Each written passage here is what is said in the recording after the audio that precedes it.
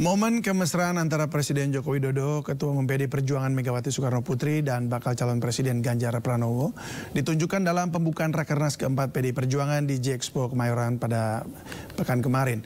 Nah, Jokowi bahkan terang-terangan menunjukkan optimismenya bahwa Ganjar bakal bisa menyelesaikan masalah pangan yang jadi tema Rakernas PDIP ini. Apakah ini pertanda Ganjar sudah resmi merebut hati Jokowi? Kita akan membahasnya lebih dalam bersama pakar komunikasi politik, Profesor Effendi Ghazali. Selamat sore, Prof. Selamat sore, David. Selamat sore, selamat sore pemirsa kita.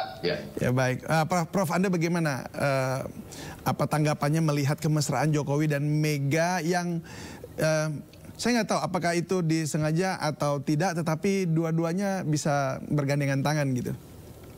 Ya, ini sebetulnya rakernas dari sebuah partai modern ya. Jadi artinya rakernas itu tidak banyak melakukan misalnya interpretasi dari ucapan-ucapan, pidatonya itu pada umumnya pendek dan kemudian tertulis gitu. Nah, lebih daripada itu kita juga dengar bahwa pada pelaksanaan acara itu kita lihat bagaimana para peserta juga memperhatikan dan memberikan sambutan yang luar biasa ya, artinya kepada kemesraan yang terlihat dari adegan datang, masuk, diskusi, dan kemudian juga ada beberapa gestur yang perlu menjadi perhatian kita, yaitu Pak Jokowi beberapa kali ya kelihatan bersama dengan Ganjar berdiskusi, dan bahkan salah satu dia sebutkan sebagai gestur khusus, yaitu dia membisikkan sesuatu, dan itu puncak dari sebuah rakernas partai modern, di mana Pak Joko Widodo sebagai kader terbaik dari PDI Perjuangan menyatakan bahwa saya tadi sudah bisik-bisik kepada Ganjar Pranowo. Jadi David, itu direncanakan adegan bisik itu dan kemudian disampaikan artinya bahwa pada waktu dilantik itu langsung saja ya bekerja kepada di dalam kedaulatan pangan. Baik, berarti kalau itu direncanakan, artinya apakah memang ini merupakan seperti sebuah dukungan penuh kepada Mas Ganjar begitu? Karena mengingat kemarin kan juga anak Pak Jokowi, Kaisang, jadi Ketua Umum PSI, jadi kesannya ada keretakan gitu. Nah, ini yang kita harus mulai hati-hati dalam konteks begini. Sebelumnya kan kita lihat betapa Pak Joko Widodo juga berjalan dengan calon presiden lain, khususnya tentunya kita harus sebut nama Pak Prabowo di sini ya. Saya belum pernah lihat secara khusus berjalan dengan Anies. Tapi dari konteks perjalanan itu, kalau kita anggap ini sebagai sebuah serial perjalanan, maka yang kemarin itu adalah puncak yang paling eksplisit.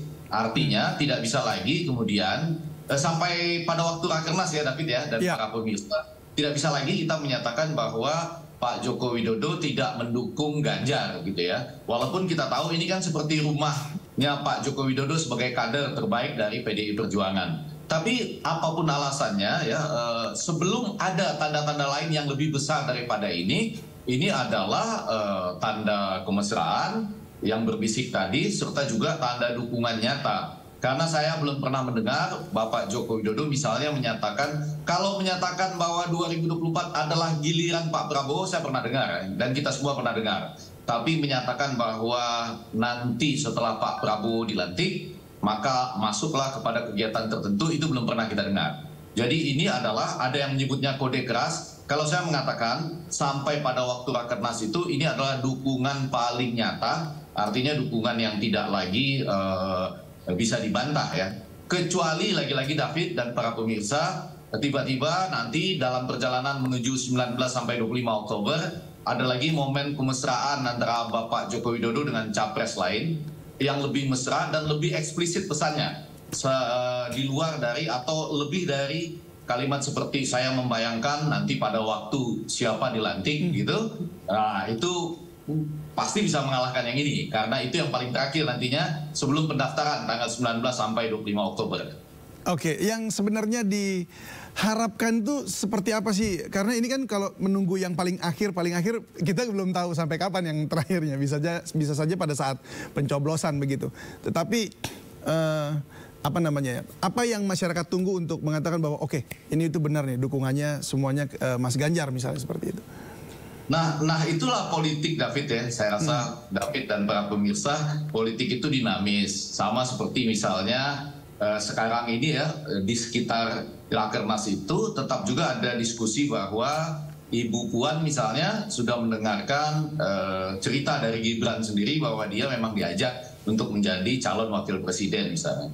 Nah kan memang sedang menunggu juga ini dari Mahkamah Konstitusi. Lalu bagaimana konstelasi sesudah itu? Tapi yang ingin saya katakan sampai pada saat Rakernas itu, makanya tadi saya dengan sangat cepat menyebut lebih awal bahwa Rakernas ini adalah sebuah Rakernas partai modern, di mana di dalam Rakernas ini tidak terlalu banyak ya kita lihat ada interpretasi dari pidato, kedatangan pun enak, digandeng bersama-sama, ada juga foto bersama ya. Kemudian penyampaian pesan pendek-pendek dan langsung menuju tujuan. Malah sebetulnya yang mungkin tidak banyak orang lihat, saya sudah berusaha menyampaikan bahwa pemilihan topik ini sendiri merupakan sebuah keberpihakan sebetulnya.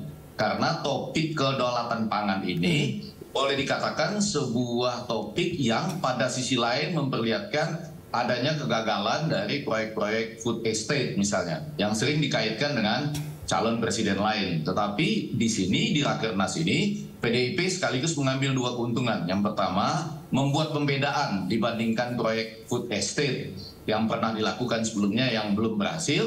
Nah, pada saat ini, PDI Perjuangan ingin mengatakan program utama mereka ya, yang menjadi kepedulian dari Rakernas ini adalah kedaulatan pangan, yang kemudian diberikan, bahkan dalam rekomendasinya ada 8 rekomendasi yang menurut saya cukup lengkap dari hulu sampai hilir ya. Sampai adanya bank petani, kemudian hilirisasi, pengenaan bea masuk, tidak boleh lagi ada alih fungsi dari sawah-sawah yang subur, dan hal-hal semacam itu. Baik, kalau kita melihat ini kan ada satu kalimat menarik juga dari Ganjar dan dari Pak Jokowi yang kemudian ini mereka saling memuji begitu ya kemarin ya. Nah ini memang mungkin ini seperti gimmick-gimmick barangkali ya untuk memuji fondasi pembangunan Jokowi, dan Jokowi juga menyampaikan optimisme Ganjar bakal bisa menyelesaikan masalah pangan seperti disampaikan tadi. Tetapi melihat kedepannya itu akan sulit. Tadi bahkan Pak Jokowi sempat ngomong bahwa negara-negara lain pun menghentikan ekspor mereka, bahan pangan mereka begitu. Nah, apakah optimisme ini bisa terbangun, artinya bisa teraplikasikan begitu, bahwa kita bisa dalam beberapa tahun ke depan dengan pemilihan Ganjar sebagai presiden akan mampu untuk melewati ini semua? Sebetulnya kan politik ini lebih pada komunikasi politik, lebih pada persaingan narasi ya, kompetisi narasi. Karena saya dengar juga di luar sana ada juga para penanggap yang mengatakan, loh kalau ini belum berhasil mencapai tujuannya, itu kan tidak hanya dilihat dari proses pembangunannya, misalnya membangun waduk berapa dan lain sebagainya, tetapi juga artinya kurang berhasil pemerintahan Pak Jokowi misalnya gitu ya, kalau dibalik oleh para pengamat di luar sana. Tapi yang menarik ini justru adalah susunan dari pidato, di mana kita lihat Ibu Ketua Umum pertama kali menyampaikan pidato yang sifatnya lebih ideologis, mengatakan kenapa kedaulatan pangan untuk kesejahteraan rakyat, karena ini sangat diwarnai oleh ideologi yang terkait dengan Marhainisme itu ya. Diceritakan riwayat hidup Kang atau Bapak Marhain itu, bagaimana dia bisa hidup sendiri tapi tidak bisa membantu bangsa misalnya. Berdikarinya bisa, tapi membantu yang lain belum bisa. Nah sesudah itu dijawab oleh pidato calon presidennya Ganjar Pranowo, yang sekali lagi tadi ya memuji Bapak Joko Widodo sebagai mentor terbaik, kader terbaik, ditambah lagi dengan sudah meletakkan fondasi-fondasi yang tinggal dilaksanakan bersama dengan gotong royong. Nah, baru pada puncaknya, pada klimaksnya, datanglah Pak Joko Widodo, lagi-lagi pidatonya pendek ya, 11 menit 27 detik kalau menurut saya itu ya. Dia menyampaikannya tidak panjang, tidak ada tambahan di sana-sini, selain mengatakan, ini menarik ya, ada perbandingan ya, komparasi dalam pidatonya. Dia mengatakan setuju dengan semua yang disampaikan oleh Ibu Ketua Umum, lebih setuju lagi katanya dengan apa yang disampaikan oleh Ganjar Pranowo sebagai calon presiden dari PDI Perjuangan bersama dengan partai koalisinya. Jadi setuju dengan pidato pertama, lebih setuju lagi dengan pidato yang kedua. Karena itu, nah ini yang menurut saya direncanakan ya, terlihat beberapa kali berbicara, lalu berbisik, dan bisikan itu disampaikan kepada publik dengan kalimat pamungkas, membayangkan pelantikan pada 20 Oktober 2024. Baik, itu adalah diksi yang cukup menarik ya, bicara bahwa kepada Bu Mega setuju dengan apa yang disampaikan Bu Mega, tapi lebih setuju lagi dengan yang disampaikan oleh Pak Mas Ganjar. Apa yang lagi mau dibangun oleh Pak Jokowi dari menggunakan diksi itu tadi ya, lebih? Ya, Pak Jokowi tahu persis bahwa beliau adalah puncak dari tiga yang memberikan pidato pada Rakernas ini. Dan kalau diurut ya, ini barangkali kejelian dari panitia maupun sekjennya. Bu Mega itu seperti seorang tentu saja presiden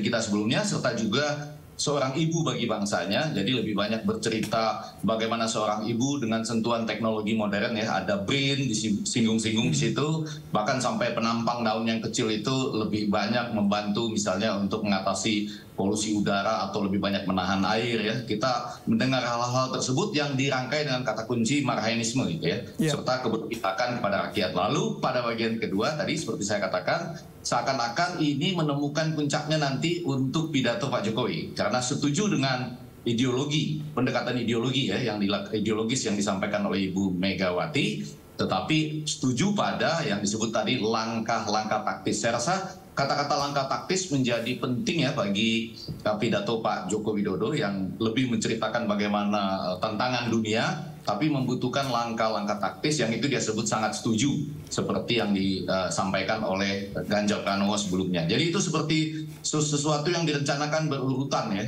dari ideologi, kemudian langkah taktis, dan ini Pak Jokowi melengkapi dengan mengatakan setuju dengan itu, lebih setuju dengan ini, dan pada ujungnya semua orang tentu akan membayangkan pelantikan. Jadi ini lagi-lagi kata-kata yang ada yang menyebutnya, saya lihat di berbagai media, kode keras. Menurut saya ini adalah yang paling eksplisit, kecuali kita bisa menemukan lagi satu kata atau satu momen yang lebih eksplisit lagi dengan calon presiden lainnya.